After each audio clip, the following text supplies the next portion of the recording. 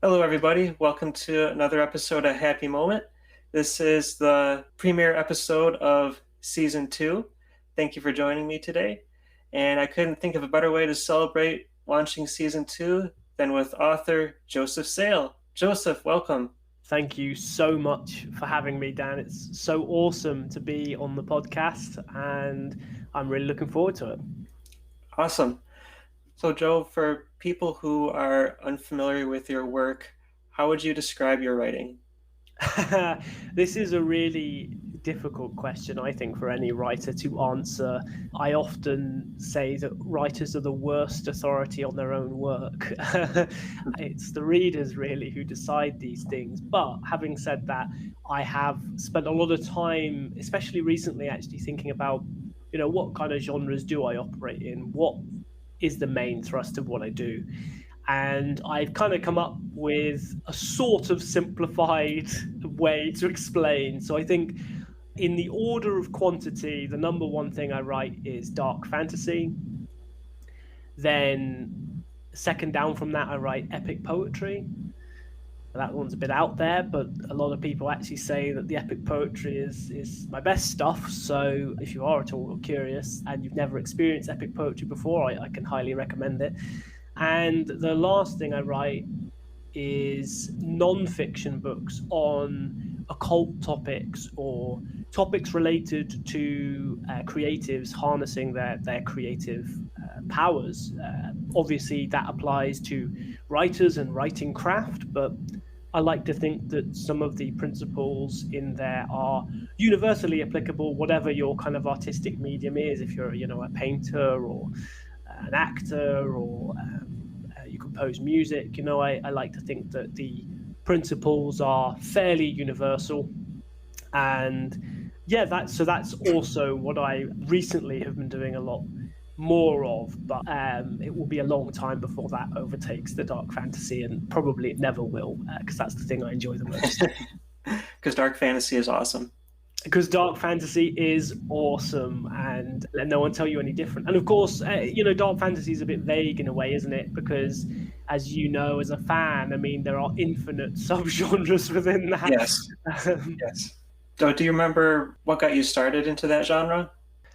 Yeah, that's a really good question. So, I mean, when I was younger, Tolkien was the man, as he was for many of us, and that really was my first introduction to kind of fantasy. I was always interested in the horrific and the hellish, and I remember reading Shakespeare's Macbeth and it just blowing my mind in a million and one ways. And so I guess, you could almost argue that was the beginning. Macbeth really is like a dark fantasy. Yes, there's a historical setting of medieval Scotland, but there are these witches and these prophecies and these ghosts. There's actually a lot of supernatural activity going on there, and it has this kind of mythical dimension to it. And what's really fascinating about something like Macbeth, of course, is that all of the usual elements of a fantasy, such as the landscape, that's a really important part of fantasy, is the world. Shakespeare has to convey all of that to you without you seeing it. I mean, yes, you might have a stage backdrop, there might be some props, but fundamentally his language is what is conjuring those images in your mind through his dialogue. And that's a really, really fascinating thing to consider in the modern world. But I would say my first proper introduction to it came actually quite late, really. I read Stephen King at university, and I'd never read King before, and I didn't really, if I'm honest, I didn't think much of him, which may be a bit arrogant, but I didn't really know what it was. I was judging without having experience, which is something I try not to do at all now, but I did a lot of them. But I remember reading The Stand, and a switch flipped. Something just profoundly changed, and I was like, this is it. That's a horror novel, one might argue, but it has so many mythical dimensions to it, biblical dimensions, magical, occult dimensions.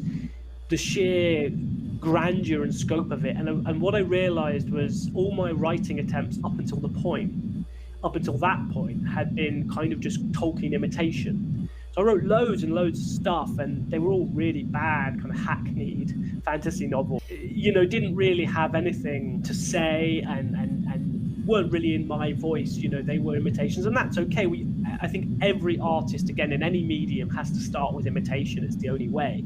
But when I read King, it just tapped into something inside me, and it awakened me to like a whole new realm of literature, in terms of reading more contemporary literature, because I was kind of a bit back to front. I think a lot of people start reading contemporary novels and literature and they enjoy them, and then they maybe go back and read the classics, but I'd kind of started on the classics just because that was what I'd been drawn to and what I was interested in, and I had the benefit of my dad, who is like an amazing poet and was an English teacher, and knows so much about kind of classical literature. So I came about it in a slightly strange way. I had this classical background but hadn't really read much contemporary stuff, and then I read The Stand, and it was just, as I say, this light bulb, this switch was flipped, and I was like, I need to write like this. And that kind of led to me writing my first ever dark fantasy book, really, and it also had some post-apocalyptic elements, because imitation is the sincerest form of flattery. But yeah, so that was, I think, probably I would say The Stand was my first introduction to dark fantasy, and maybe some people would say that doesn't quite count, but for me it felt like a dark fantasy novel more than a horror novel. There's some really horrifying scenes in it, but it has a Dark Lord, Randall Flagg. It has a team of adventurers, and the American landscape has been changed by this apocalyptic event to the point where it feels like a fantasy landscape, and there is magic in it, and there are dreams and prophecies. And so I think that was my true introduction. I've never actually read very much Stephen King. I think I've read one of his books, but I'll have to change that soon, especially if you're recommending it. Yeah, I think King is a really interesting writer. I don't like everything that King does, and I certainly mourn the fact that he's gone more into kind of writing psychological thrillers now, but just because it's not a genre that appeals to me as much. There's nothing wrong with it, but it just doesn't appeal to me personally as much. But when he's good, man, he is so good. And I actually do think that sometimes he's at his best when he is at his most fantastical. And I guess, I've never read The Dark Tower. I really want to. The poem that inspired The Dark Tower, Child Roland to the Dark Tower Came by Robert Browning, is actually my all-time favorite poem. So it's crazy that I've not read the book series, really. But, again, that's kind of King taking on like really dark fantasy. And yeah, like, The Stand is an amazing book, and some people say, oh, it's too long and you should read the abridged version, and some people say no, it's the unabridged versions where it's at. I've read the unabridged one. I've not read the abridged one, so I can't comment. But for me, like, it was just a completely life-changing experience, and it completely changed what I believed literature was capable of, really. And Randall Flagg will just be forever seared into my brain. He was a game changer in terms of like what a character and a villain could be. And so I've got an eternity of debt and gratitude to King for kind of showing me the way and showing so many people the way. So you mentioned that the character Randall Flagg is seared into your brain. So let me ask you this. Between character, plot, and setting, do you think one is any more important than the other? Or would you say they're all about equal? What a devious question. I love it. I love it. So challenging. I would add one fourth element to that. So you said character, plot, and setting, but there's one fourth element, and that's structure. Now, and that is slightly different to plot, and I can go into that if you want, but just briefly to say, anyone who is familiar with me and my nonfiction work knows that I'm a big advocate of the 5-act structure, and I think that this is I've mentioned it a few times. The great chagrin and frustration of anyone who has to listen to me rant about it, but I really think it's a powerful tool for writers. And I think all the greatest stories use the 5-act structure. And so I think structure's got to be up there as one of, if not the most important elements. You can get away with so much if you know how to structure your book. And when we say structure, we're talking about like storytelling, in its rawest form.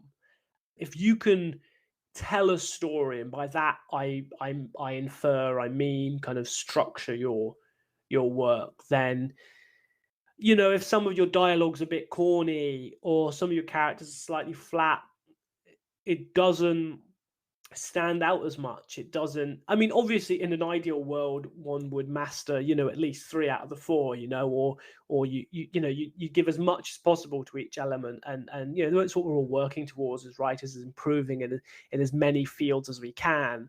But fundamentally, I think the structure is like the one that is often neglected, but actually makes the biggest impact in terms of writers improving their craft. But I would say second to that, I would say character, absolutely.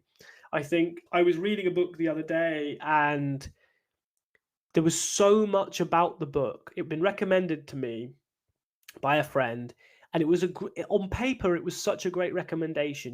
They knew me really well, and it was so sweet. I was like, wow, they really know me. But unfortunately, the concept of the book was brilliant, the setting was brilliant, and some of the plotting was brilliant, but the structure was off, and the characters were just so bad, Dan. I can't convey to you how like dull and uninteresting and edgelord, like really bad. Like an edgelord that's self-aware can be really fun and really cool. And sometimes if you're going to go edgelord, you've got to go all the way. You've got to go 100% all in, and if you do that, you can still pull off like an edgelord character. Like I think some of my characters are edgelords, like Craig Smiley's an edgelord, but he's so over the top and he's so all in that I think I just about can get away with it. But if you don't go all in, then what you instead have is just like a really feeble attempt to kind of shock your reader. And we've seen Game of Thrones now, we've seen it all before. Like really ruthless, morally grey characters are not interesting in and of themselves. You have to make them interesting. I think there's this like movement in dark fantasy at the moment, which I find quite tedious, for like really boring anti-heroes. Anti-heroes are not just assholes. There's more to them than Right. that. Yeah. I'm interested if you have a favorite anti-hero, Dan, thinking about it. I don't know. That's a tough question. It is a tough question. I asked you to buy myself time to think of That's one. smart thinking, because I was going to ask you. But it's, really good characters are really important too. To return to your original question, I think, they're all important. A really dull setting can drag a novel down or a story down, and a plot that's kind of weak can also drag a book down. But I think if you don't have interesting characters, so much of the heart goes out of the book. And then if you don't have a sense of structure, then everything will just feel meandering and aimless, even if you have great characters. I think there are so many literary fiction books that have good characters. Actually, there are a lot that have really bad characters as well, to be fair. But a lot, the common mistake I see with like literary fiction or more kind of experimental fiction is they create these really interesting characters, sometimes in these really interesting settings, but there's just no structure. There's just no sense of one thing leading to the next, and that's what structure is really about, is that domino effect. So yeah, but I mean, hey, being an artist isn't easy. It's not easy to do any of these things. So No. I shouldn't be too harsh. In fact, I only felt I could be so harsh on that author who shall not be named work, because they were actually quite a successful big author, and I expected a lot, therefore, and they came highly recommended. So I was really disappointed that such a primal building block of story, such as character, was missing. And it meant that no matter how clever the concepts were or how cool the world building was, it just couldn't sustain my interest for 400 pages, if I don't care about the people involved. Yeah, when I think about the different elements of a story and I think of setting, I can't really think of any book I've read where the setting has really been burned into my mind as Mm. opposed to like a really good character or a really good plot. So I guess personally speaking, I'd probably put setting lowest on the list there. Yeah. But at the same time, if the setting is kind of drab, I'll notice that too. So it's something that still needs to be paid attention to. I mean, I always think that really good settings are like characters in themselves, right? Like they often say in the TV show Firefly that the Serenity, the ship they're on, is like the extra character, and the ship has a kind of personality to it.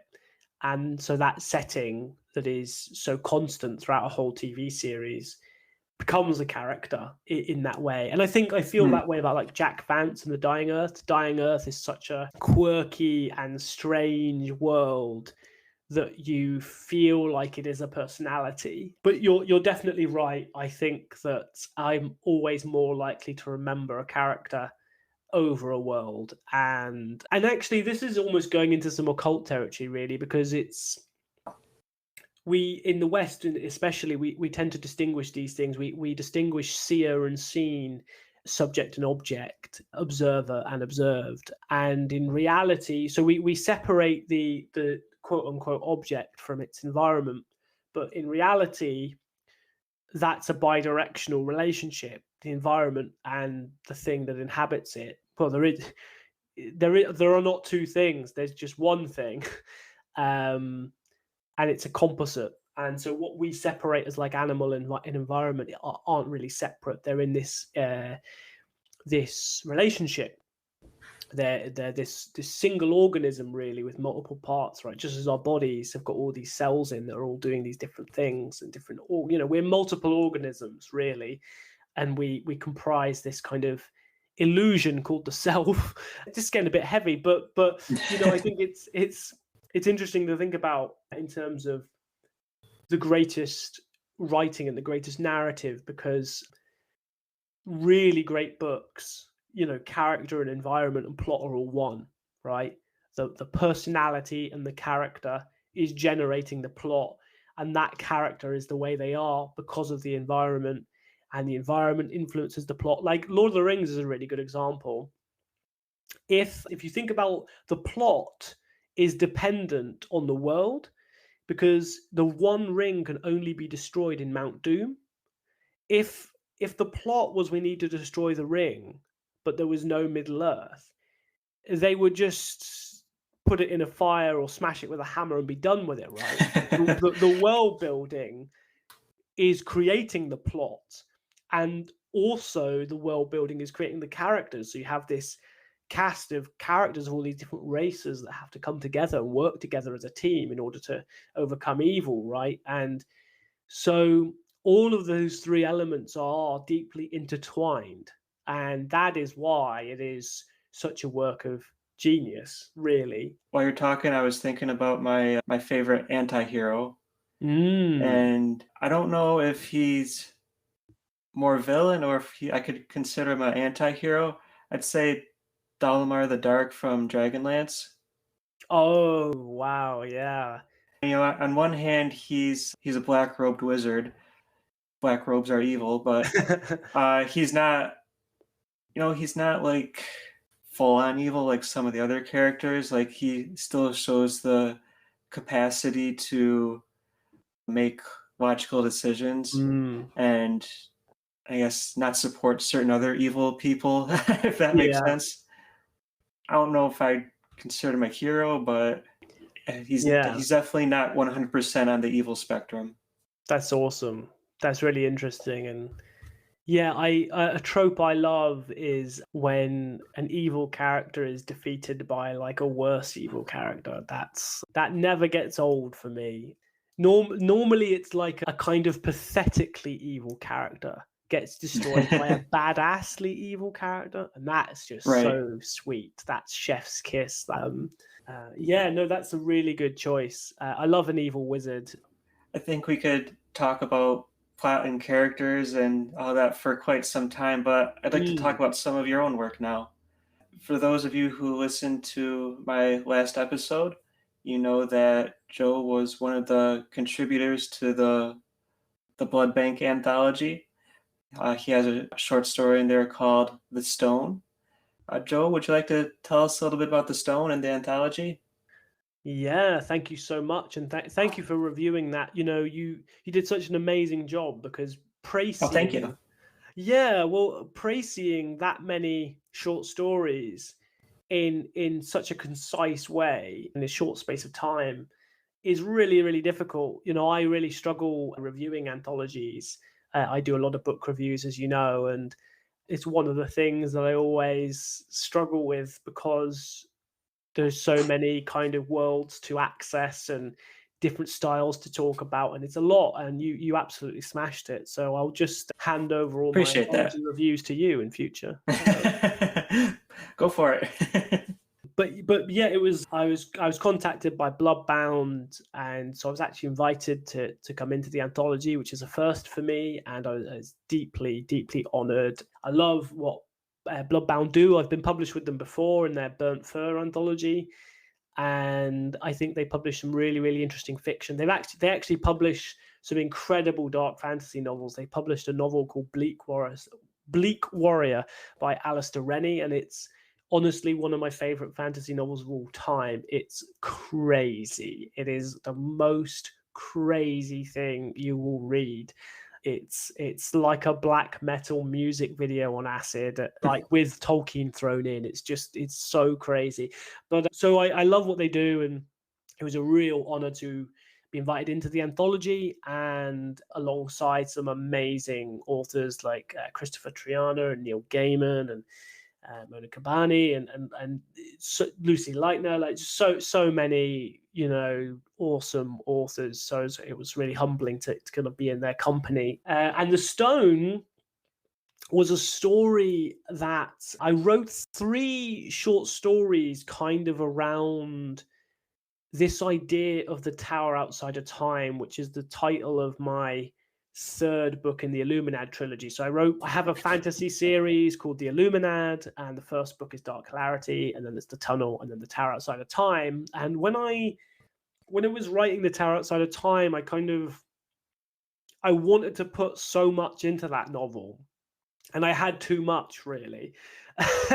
So what I ended up doing was writing the novel and then writing kind of 3 short stories that were kind of about the tower, but not set in not set in that universe, but not with any of their characters. So it was like completely new kind of characters and stories that were around and not in the same time period or anything. So I could basically just kind of do what I wanted with this concept because I found it a really fascinating concept. And one of the stories I wrote for it was The Stone, and it was heavily inspired by some really occult stuff, like the work of Kenneth Grant.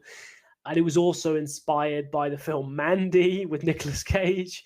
There's a scene in it where they have this talisman called the Horn of Abraxas, and when you blow it, the scions of hell arrive on motorbikes and what are the four-wheeled ones called? Quad bikes.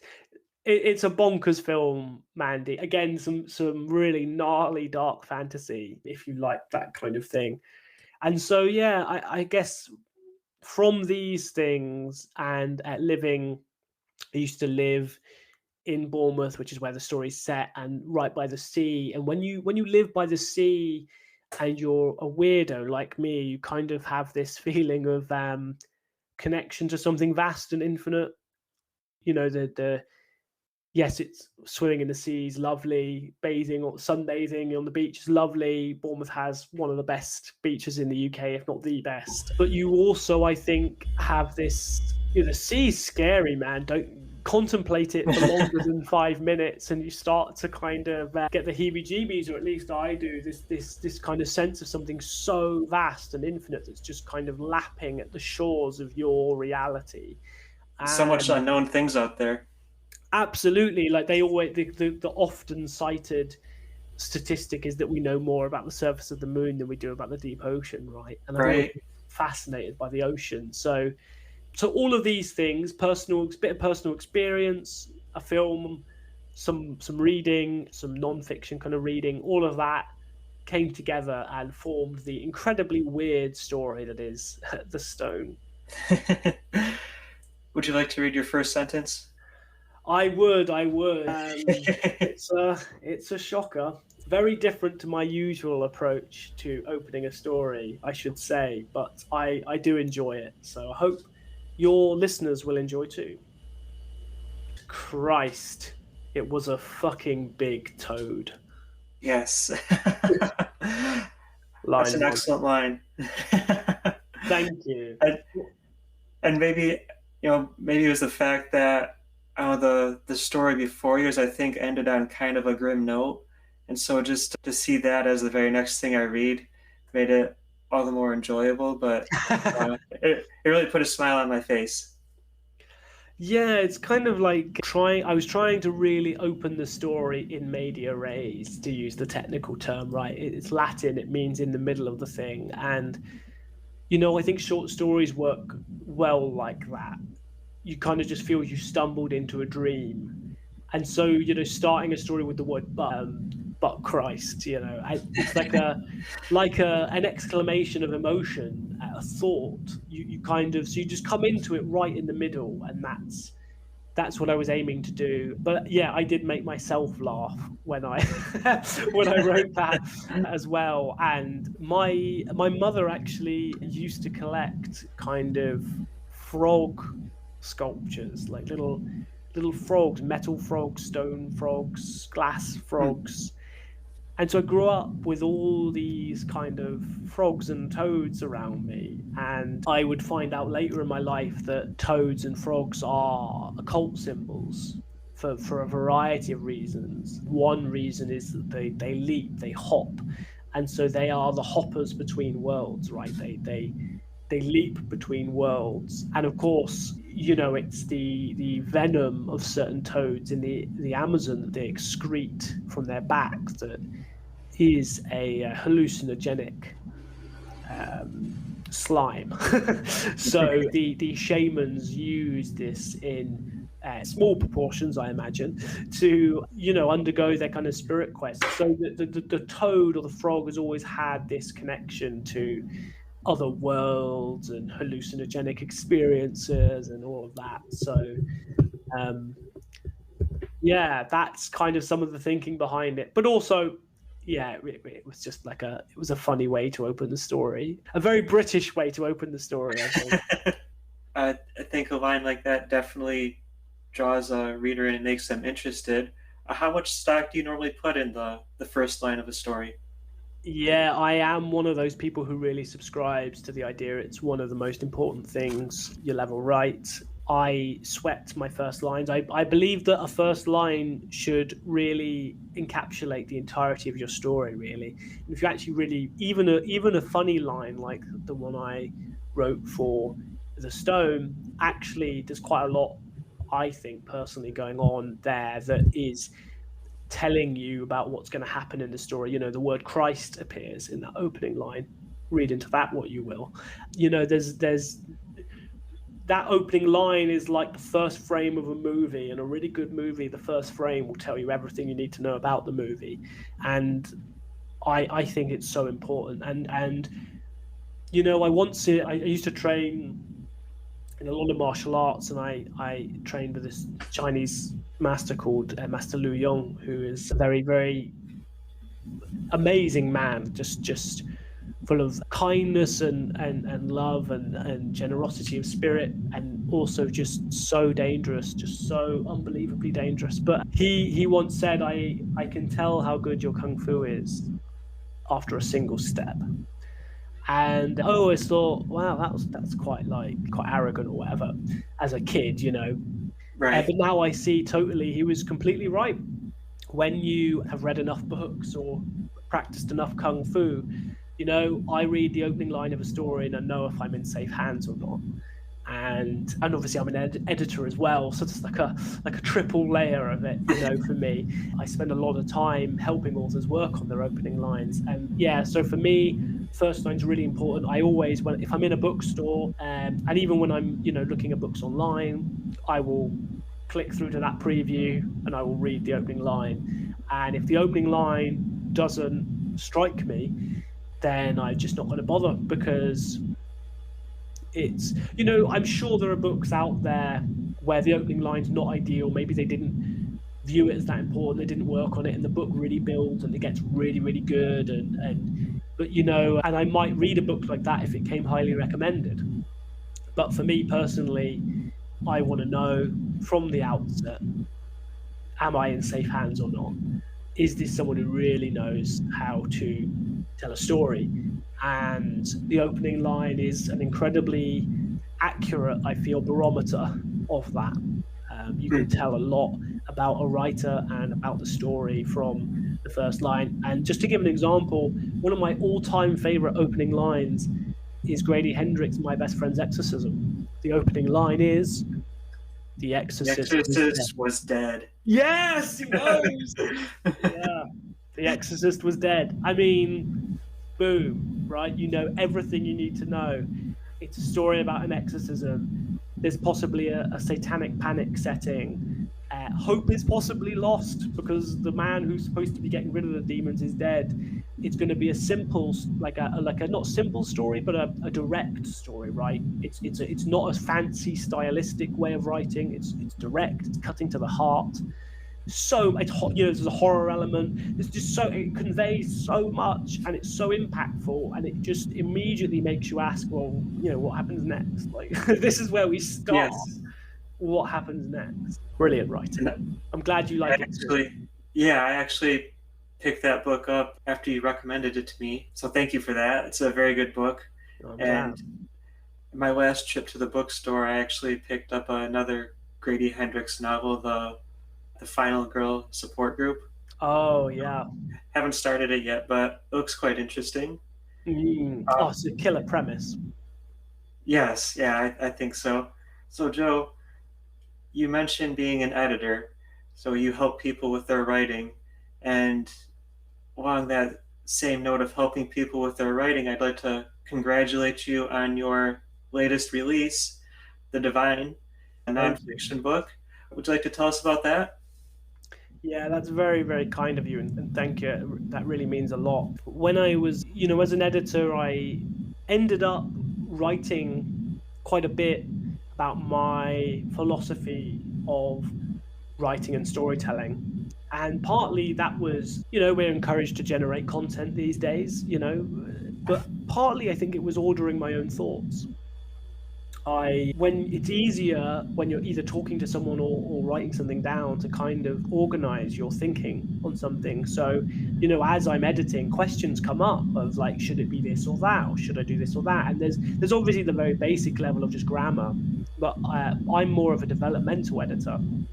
So whilst I can proofread, and I do proofread, developmental is really where I'm at. So that's about structure, it's about style, it's about, you know, character development, it's about these kind of bigger things. And that's where I really enjoy operating and where I feel I can make the best difference. I'm actually not a very precise, detail-orientated person. I can do it, I've trained myself to do it, but my natural modus operandi is definitely in the broad brushstrokes and the, you know, the style and the structure.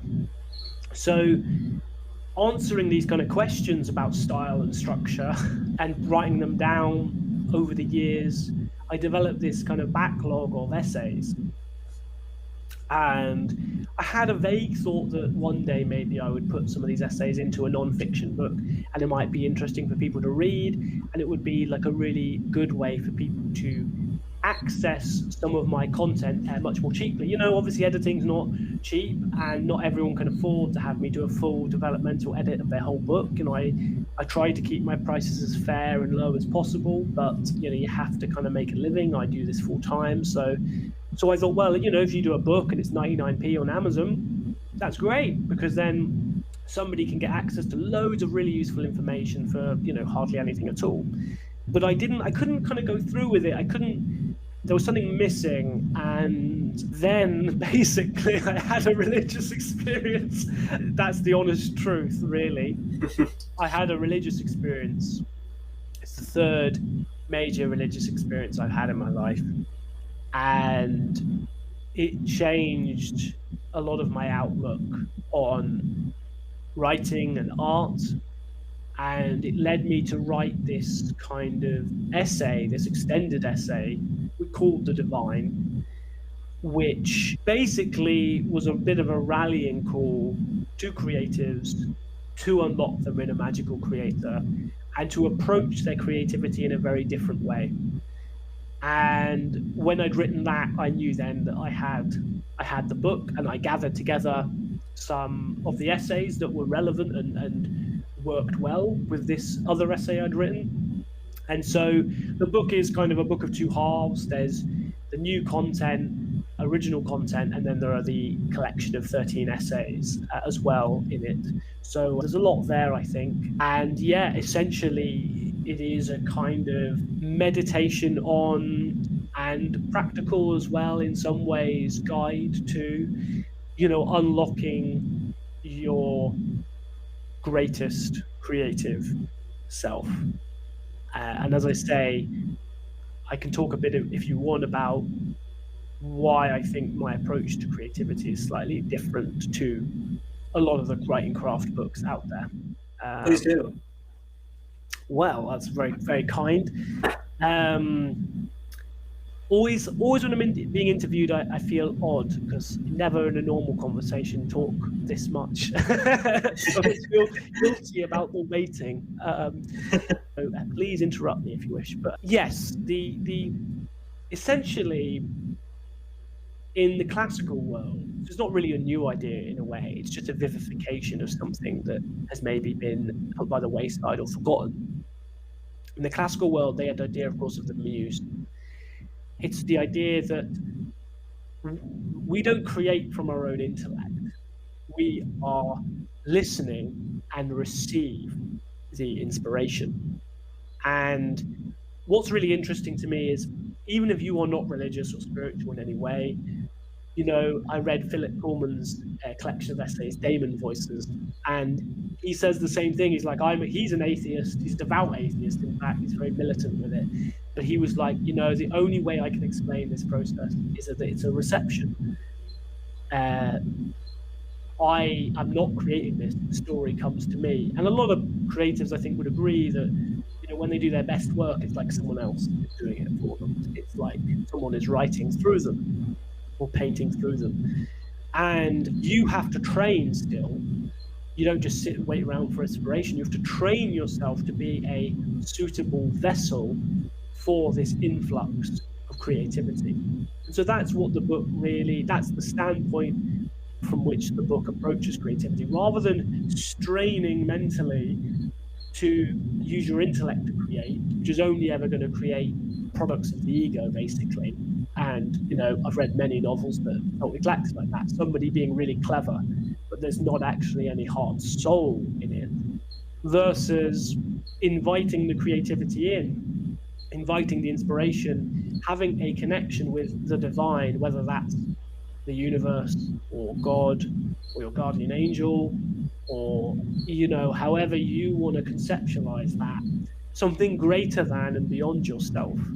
And so if you can have a relationship with this thing, then it's an act of humility, really. You're not saying, I'm the genius. I'm the genius, I no longer really think of my works as my own. I recognize that I am actually probably too limited to have written something like the Book of Thrice Dead, it is coming from outside of me, and I'm just lucky enough to be that lightning rod that can conduct it at the critical moment in time. And my efforts now are not directed towards, like, as I say, thinking that, I'm a genius and I'm going to come up with some idea. Instead, they're directed towards honing and improving my capacities so that when it comes to me, I am better able to realize and manifest that inspiration that is coming from outside myself. So it all sounds very new age and very kind of very fairy when you summarize it like that. But in the book, I like to think that I make it quite practical, and I explain what I mean with quite typical and real examples, and show the tangible benefits of this. Because having made this switch, I am definitely more creative. The quality of the work I'm producing is better, and actually, it saves you from a lot of psychological angst as well. Am I good enough? It's like, hey, it's not me doing it, man. It's like my demon or my angel doing it. it's it's not me. Like, I no longer have to, like, feel this kind of sense that, my work is a representation of me and my value as a human being. I am just a vessel, and I think that this is a really, like, useful and powerful way forward for create. And it's a bit paradoxical, but all the best things in life are, I think. Do you have a specific target audience for the book, or just writers in general, like newbies or veterans? Yeah, I like to think that the book is useful for both newbies and veterans, like somebody who maybe is on the precipice of trying to write their first book, or somebody who's maybe got a few books under their belt, but maybe they've kind of lost the way a bit. Because we all, it's not, once you crack it, like, you have a few books under your belt, I think there's an idea that then you can just keep doing it. But actually, I've written over 50 books, and what I found was actually that was not the case, and that's why I needed to rediscover my muse, reconnect to it. But having said all that, there is a more specific target audience. This is an overtly spiritual book. I mean, it's called The Divine, so that is not going to appeal to everyone, and that's okay. I'm appealing to people who are creatives. As I say, I like to think there's stuff in there that is useful for, artists, musicians, actors, whatever, as well. Yeah, predominantly writers and people who are open, are ready, and they're at that stage in their life where they're, like, open to considering and exploring the possibilities of, like, a more spiritual approach to their craft, or incorporating this more spiritual dimension into their life, because we can build from there, and the book can show you how to do that. And I talk about my pitfalls and issues I've encountered trying to do that, and the many kind of falsehoods that one can be led to believe when embarking upon that kind of journey. So yeah, in some ways, I think it could be useful for, like, any writer, which is like a big market. But realistically, I know this book will not appeal to everyone. Some people actively be angered by it. Some people just find the idea of the muse and inspiration, and they just find it so outright offensive, which I find really interesting. It's like, why would anyone not want to have a relationship with the universe? Why would anyone not want to discover that they have this immense reservoir of kind of power and creativity and energy within them? Like, who wouldn't want that, man? Like, aren't we all Harry Potter secretly hoping one day going to get a letter from Hogwarts and find out we're a wizard? Like, surely that's so primal. But some people, I don't know, maybe, like, it's a cynicism, it's a defense mechanism. They feel the world's been really hard on them, and so rather than allow the world to hurt them again, they don't allow their expectations to get hyped up. And I'm not saying that judgmentally, because I've done that massively. I've done that many times in my life. But I don't know, but yeah. So fundamentally, I know that there's going to be an audience there that are not interested, but I think a lot of people, I think the age of reason, the Augustan period and the industrial period, and this kind of excessive rationalism and materialism, I think it's kind of crumbling because we're kind of seeing the negative consequences of that. Is splitting the atom really such a great thing? No. What has it really done to help the human race? Technological advancement is not always positive. That's not to say we throw reason completely out the window. As you'll discover from reading the book, I advocate for balance, balance. But we've gone so into left brain. We've gone so into this rational mindset. And I think now we're swinging the other way. I think, Gen Z are really into vibes. They are really into this kind of more spiritual outlook. And, okay, it's easy to make fun of New Age and it's easy to make fun of it all. But I think it's like quite a necessary swing the other way. We've had 200 years of reason, and we've had the two worst wars in human history, economic depression, the rise of obesity and cancer, more people committing suicide than at any point in human history. I'm not trying to sound bleak about it, but it just shows, I think. Charles Dickens knew it when he wrote Hard Times. It's about Professor Gradgrind, who's the ultimate man of reason. And what happens when you're the ultimate man of reason? You have a complete mental breakdown. Like, the world is not reasonable. The world is not rational. There are all kinds of things. Even if you're not religious and don't believe in God, like, things like love is not something that can be exposed to empirical methods and measures. It just defeats them. It just destroys them. So we have to recognize we live in a completely irrational reality. And I guess my book is a bit of a cheeky invocation and invitation to join me in this crazy and irrational reality.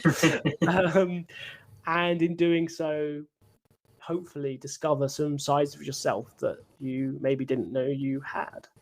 It's a shame that anyone would have such a negative reaction towards that and just completely dismiss it, because if you do that, you're gonna miss out on a lot of good things in life. You have to keep an open mind and at least be willing to give new things a chance.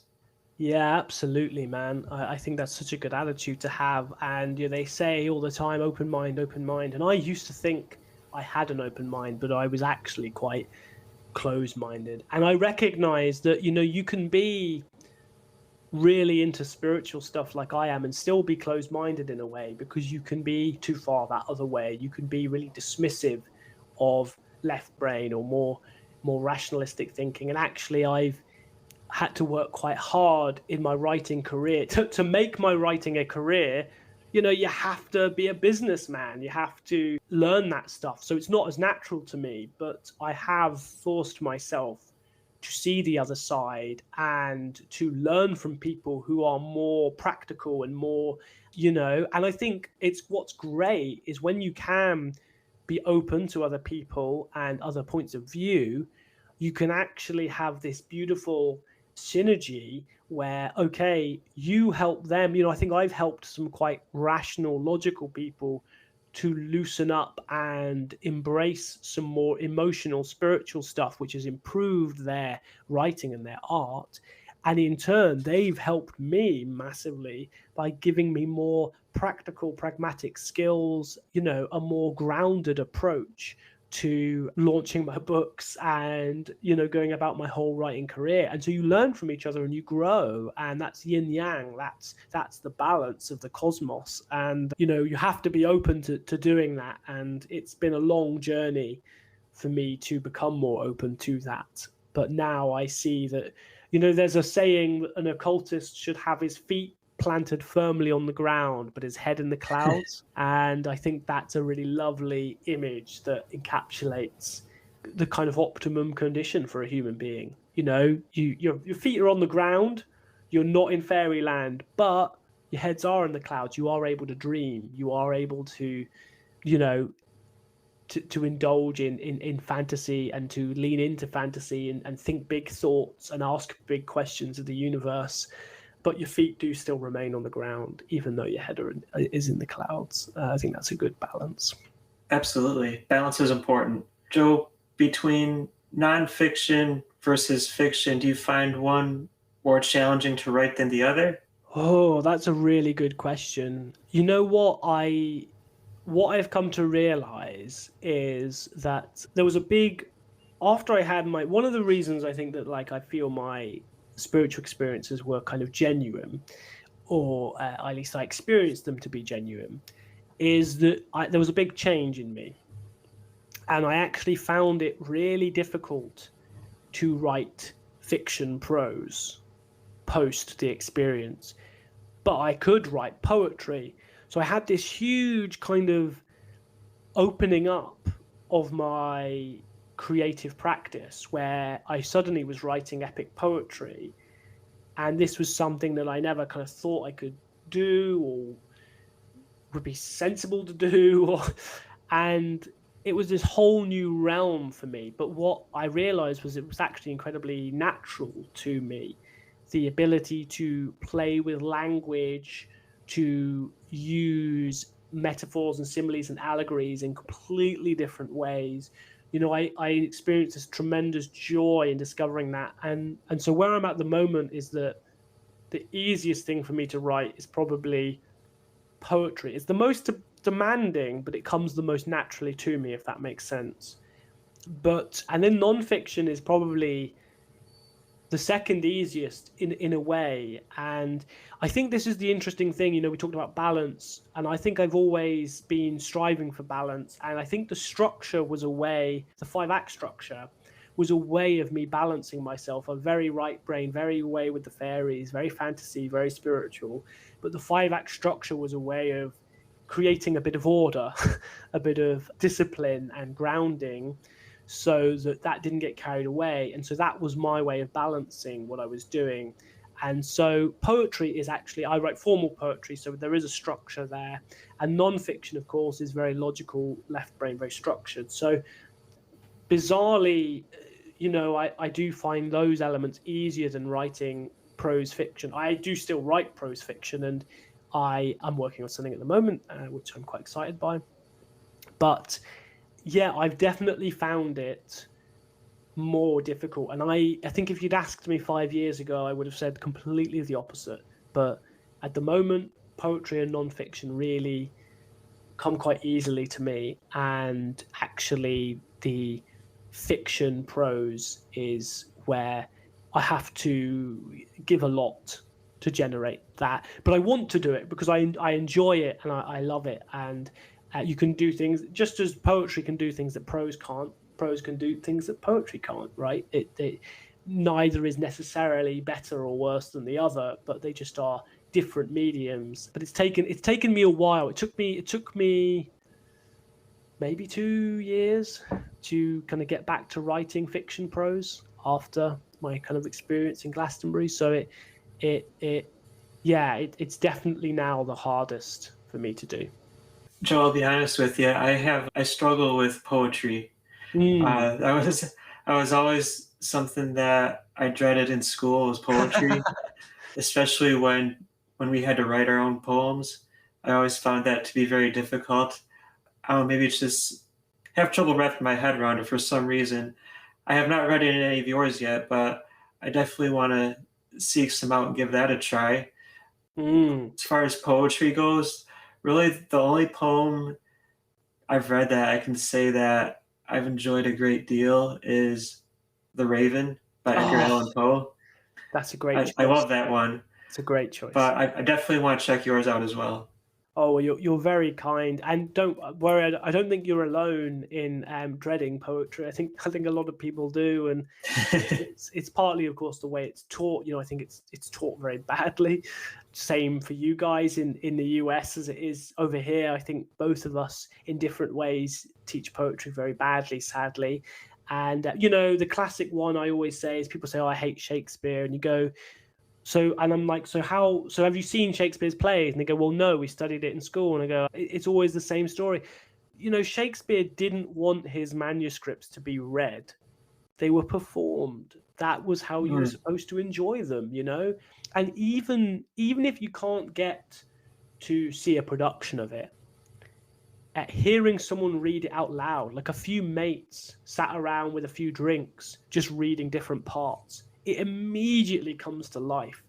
It's a play. It's not meant to be sat and read. And a lot of poetry is experienced in ways in school that you were just never supposed to experience it. I mean, poetry is like I'm stealing this from Krista, our mutual friend. Krista was a husky, amazing writer, amazing Yes. founder of the Writers Mastermind, and she often says that like really shoddy prose is like cheap swill, great prose is like a fine wine, and poetry is like a whiskey or a cognac. And it's true, you don't drink whiskey in the same way that you drink beer. If you did that, you would become very ill and very poorly. It's not meant to be. And so it's about, giving people the tools to enjoy poetry and access it. And there's also a narrative that poetry is really pretentious, but the funny thing is that it's not really pretentious, it's passionate. And actually, what could be less pretentious than putting yourself out there enough to write a poem? I think it's, if you want to remain guarded and have this veneer of intellectualism, then you would write academic nonfiction articles, right? That's maybe a bit harsh on my academic friends, but that's this very austere medium of writing that's very rules driven and logical and kind of impenetrable and full of references and all this stuff. But poetry is actually is bearing your soul, and a lot of poetry that is considered really serious is misunderstood. A lot of people forget that Milton, who wrote Paradise Lost, he wrote some of the most amazing scenes of horror and fantasy ever, but there is a lot of humor in Paradise Lost. Like, Milton has a wicked sense of humor, and it's funny, and you are supposed to laugh in places.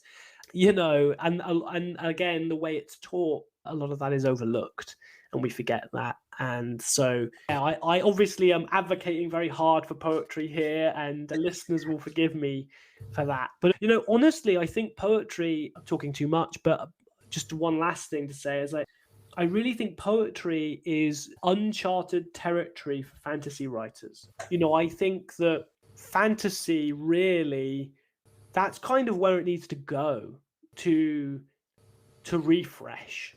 And when I wrote Virtue's End, I was very much, it was an epic poem, it was a continuation of Spencer's Fairy Queen, but it kind of was like, this is a fantasy novel, but it's written in a poetic form. And that's because how better to convey a sense of otherworldliness than with a language that is not immediately familiar, right? That is not pedestrian. How better to evoke a sense of magic and fantasy and phantasm and dream than with language that is itself working rhythmically, mimetically, in terms of its sound, on the kind of unconscious of the reader.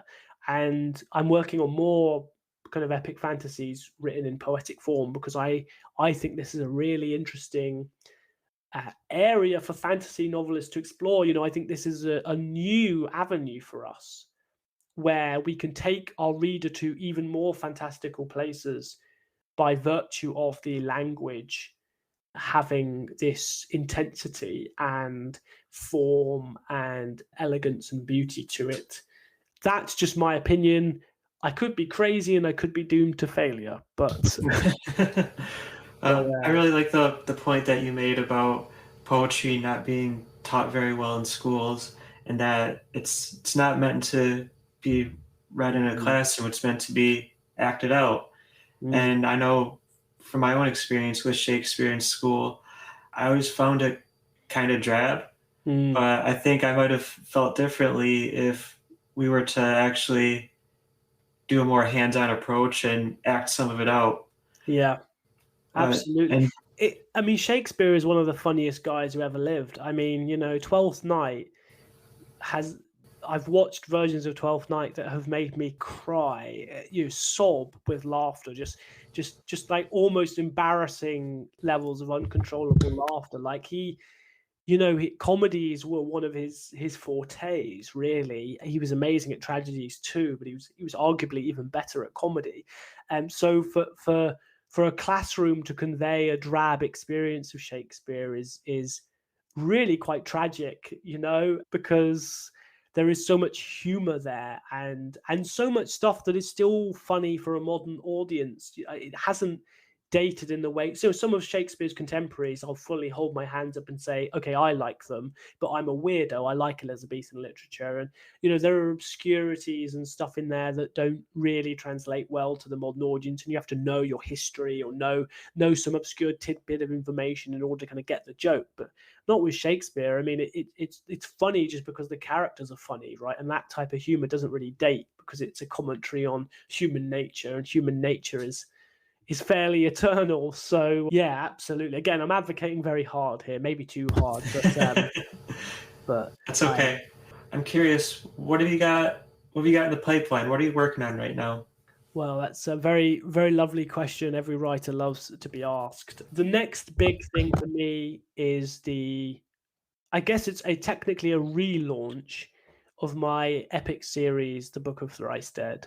So this is a 6-book series. It was originally published over about 7 years, and it was published by loads of different indie publishers in different places. It was confusing which book came after the next. You couldn't even figuring out the order of the books was a mental challenge. It was super messily done because I, didn't know any better at the time, and I was just sending it off to different publishers. But some bad things happened that led to some extremely good things, which meant that I ended up with all the rights to my books back.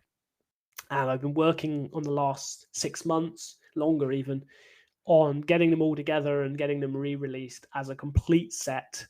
And oh man, the covers look so good.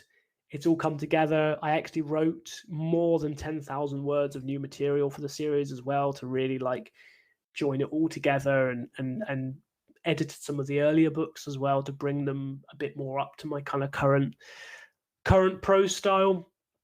And I'm really excited to share this with the world. I think it's one of the best things I've done. And writers sometimes get a bit sad when they think that something they wrote a while ago is like the best thing they've done, and they're like, oh, you always want as a writer your new thing to be the best thing you've ever done, right? But I think I would have to freely hold my hand up and say this may well be the best thing I've ever done, and may continue to be the best thing I've ever done for a good while at least. It's interdimensional serial killers, fantasy landscapes, a multiverse apocalypse. It's wild. It's a wild ride. And I think one of the reasons I knew I had to republish it was because even though it was published originally in that crazy format, all the different publishers, no matching covers, people had to find it and dig it up. People were making the effort to do that, even though it was so non-user friendly. And that's what made me realize that, this story is worth something. It's worth saving, and it means something to people. And so now I've made it a lot easier for people to read this story. And I'm giving away the first book for free on my mailing list. So I only send 3 newsletters a year. It's not a spammy mailing list. It's a very, very restrained one. But I am going to be sending out book 1 to mailing list subscribers later this year. So if you are curious, but you don't necessarily want to part with your hard-earned cash, which is fair enough, you can get a little 50,000 word sample. And if you like it, well, there's 5 more books afterwards. And it's truly a to say it's an amazing story is like just the height of arrogance, isn't it? It's just hubris to just say that about your own work. But it's amazing in that it means a lot to me. It was a story that I think defined who I was as a writer and what I wanted to do. And so, yeah, that's the next thing. There are other things. As always, I have 25 brands in the fire. I've always got 1,000,001 things on at once because it's kind of how I like to do it. but that's the next really big important thing.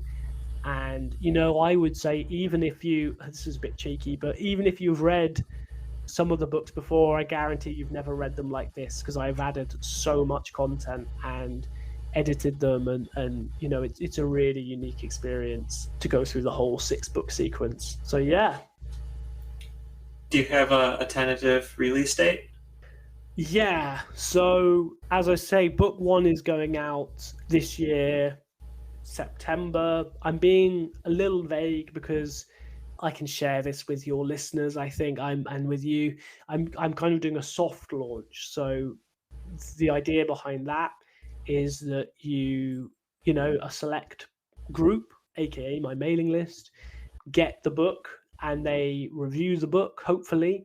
And so you have a bit of social proof, you have reviews, you have things in place, already before you actually launch the book and show it to the world. So I'm hoping to generate some, reviews and interest in book 1 with a soft launch first before I announce it to the world. So that's why there's not like a hard release date. But then book 2 will be 1st of February 2023. Book 3 will be 1st of March 2023. And each one will come out on the 1st of the month all the way up to June 1st next year. And so that's like going to be a rapid release sequence next year.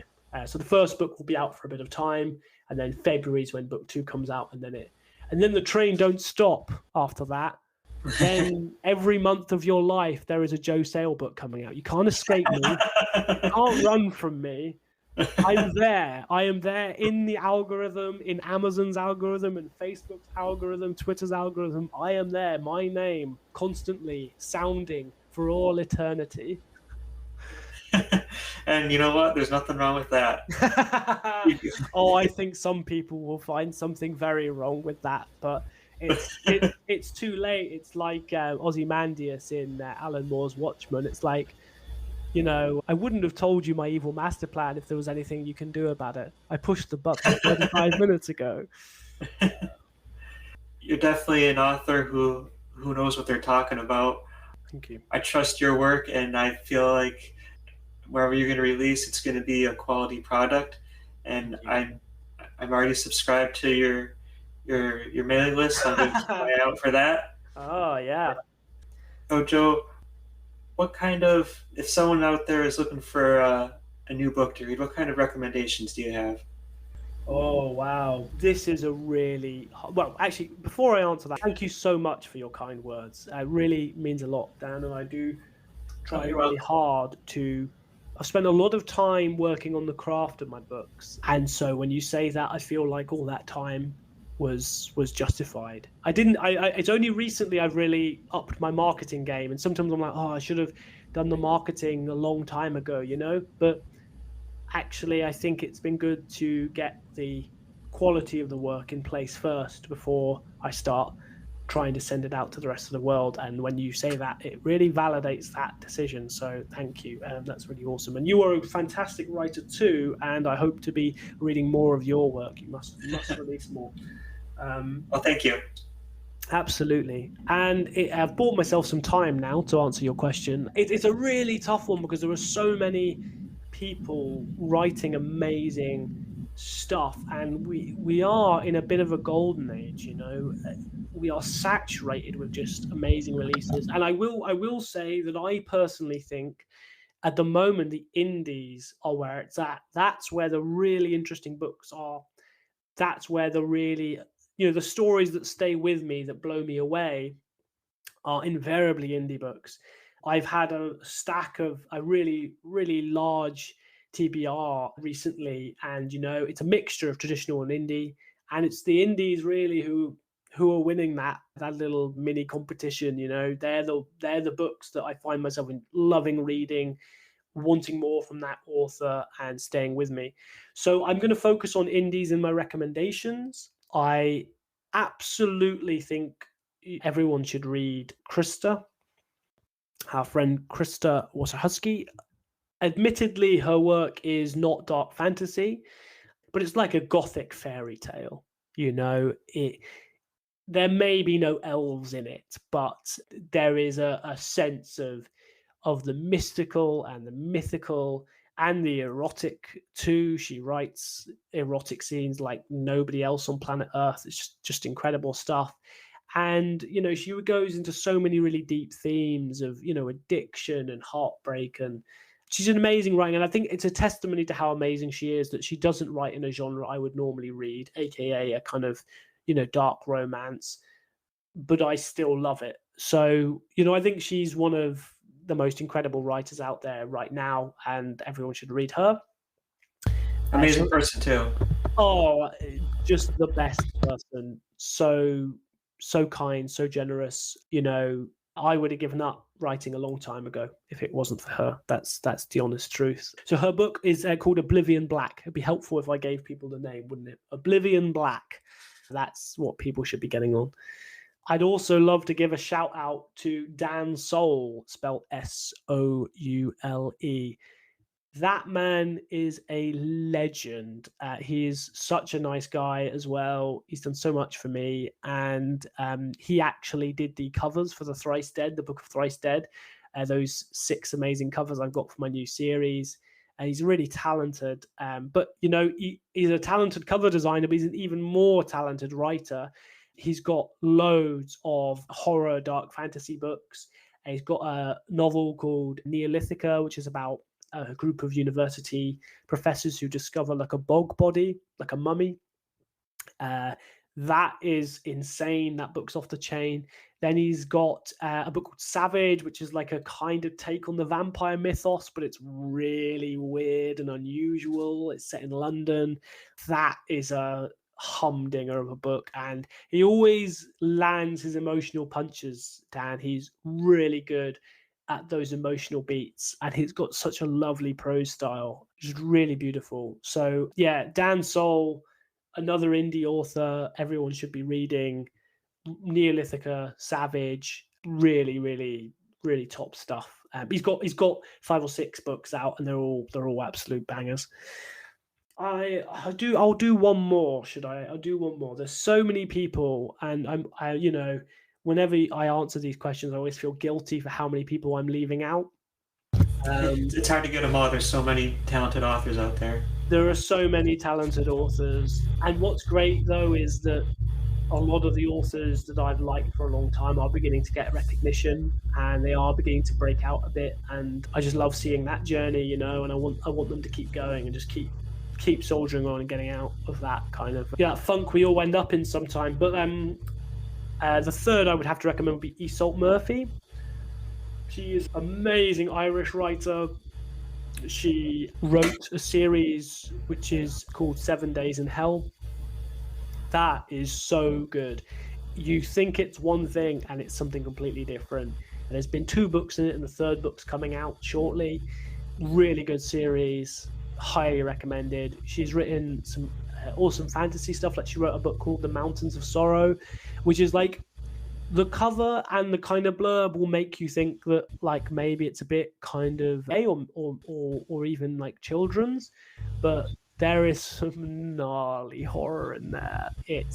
Her horror roots are still there, even in her like fantasy work. And she also wrote a novella called All of Me, which is one of the best novellas I've ever read. Honestly, it's an incredible story.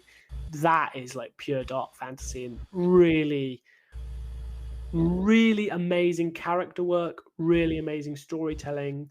Again, she like Dan is just amazing at hitting those emotional beats, and she makes you care about characters really deeply. All of Me just completely blew me away. I reviewed it on my website, and just a phenomenal book. So yeah, Iseult, Dan, and Krista, those 3 indie authors, I think are simply outstanding. And I think, with any luck, and if the universe is kind, we will see more and more of them. And quite right too, they deserve to be topping the charts. And whatever path to success they take, whether it's traditional publishing or smashing the indie scene, whichever way they go, like, they deserve that massive success. They really are amazing writers.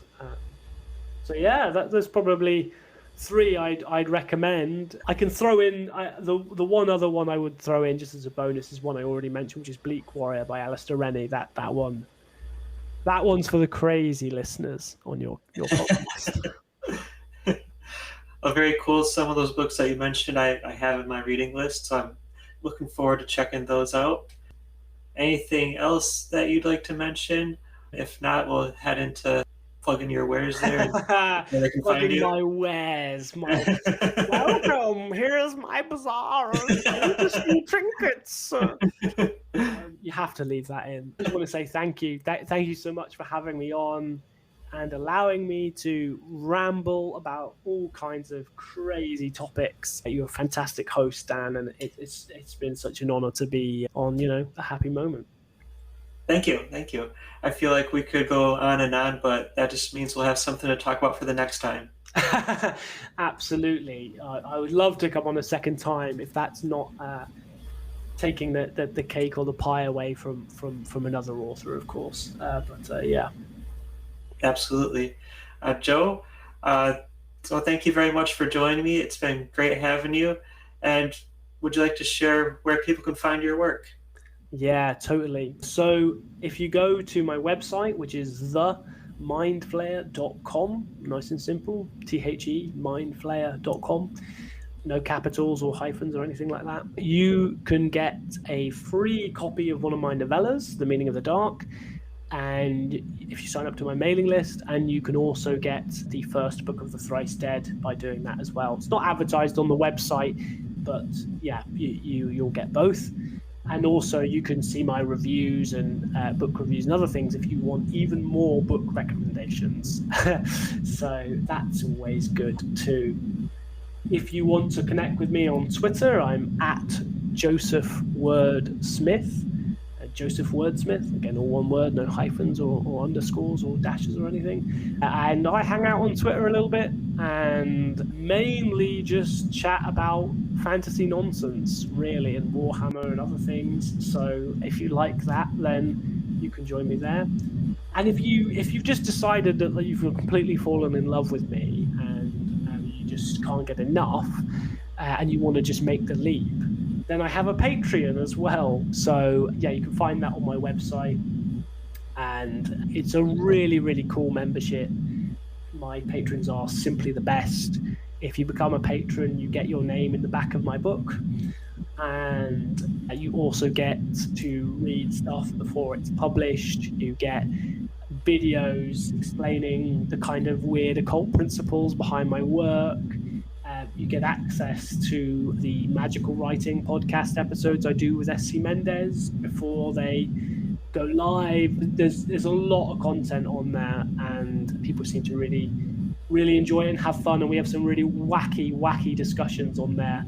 We had one the other day about the most esoteric book titles that we've come up with, and some of the recommendations were just out of this world. Truly, I thought I was very au fait and experienced with crazy book titles from reading Carlton Malek III and Bizarro books and Eraserhead Press, but my patrons put me to shame. So yeah, it's a really good time. Obviously, I appreciate that we've only just met, but if you do want to belong to an exciting community, then I highly recommend my Patreon. And in case anybody is curious, Joe, would you explain to them what exactly is a mind flayer? Oh, that's great. I really should explain that. So I've adopted the Mind Flayer as my alter ego, but a Mind Flayer is a creature of Dungeons and Dragons fame. They haven't knocked on my door to shut me down just yet, copyright infringement, but it's fine to take it as a sobriquet. I just don't write about Mind Flayers too often. I call them other things. But yes, a Mind Flayer is like a humanoid with an octopus head. And they have the power to dominate and control mortal minds. And they can also shoot lightning bolts out of their hands, which is very convenient. And they're like a kind of quote-unquote evil race in Dungeons & Dragons. I think actually there's one in Stranger Things, so I think they've become slightly more mainstream now, which is always a good thing.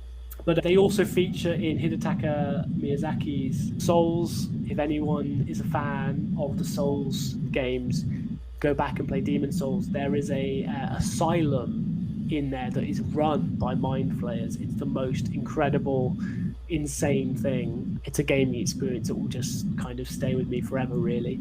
So I'm quite fascinated by these tentacled creatures and how they can control other people's minds. And I guess I viewed it as a kind of a good elation or sobriquet for a writer, because you're kind of getting inside people's head, right, with your words and changing how they think, perhaps. The deepest literature and the deepest art can do that. So yeah, mind flayers are big tentacle boys who control you with their mind, and I love them, and I think they're really cool. I think they're misrepresented. I don't think they're all evil, anti-heroes and all that. Yep. Um, Wizards of the Coast, why don't you give me the right to write your epic anti-hero mind flayer story? You just give me a call, and I'll write that book for you. But yes, that is what a mind flayer is, and that is what I am. Awesome. Joe, thank you again. Folks, the new book is The Divine. Check that out. And we'll definitely be talking to you again. Thank you so much, Dan. It's been a pleasure. All right. Thank you, Joe. And thank you to all of you for joining me on my season 2 premiere episode. That's all I've got for this week. And got another big interview coming up in the future. So stay tuned for that. Thank you so much. And I'll see you next time. Bye. Bye for now.